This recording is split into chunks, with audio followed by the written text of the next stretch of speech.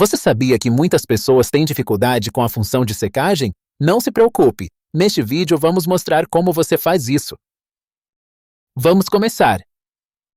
Passo 1. Ligue a máquina. Comece ligando sua máquina com o botão ligar/desligar para preparar para o ciclo de lavagem e secagem. Passo 2. Carregue a roupa.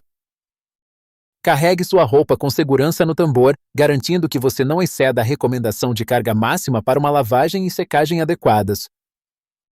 Passo 3. Adicione o detergente. Adicione a quantidade correta de detergente na gaveta do dispensador para uma lavagem eficaz, de acordo com o nível de sujeira e a dureza da água. Passo 4. Escolha o ciclo.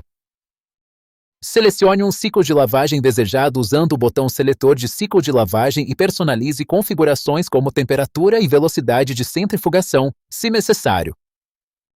Passo 5. Inicie a secagem. Pressione o botão de secagem após selecionar o ciclo de lavagem ou use o Push e Wash mais Dry para lavagem e secagem simultâneos. Com estas etapas, você pode secar suas roupas facilmente usando a máquina. Ainda precisa de ajuda? Visite nosso site para o manual completo. Lá você também encontrará perguntas e respostas de outros usuários em Desi.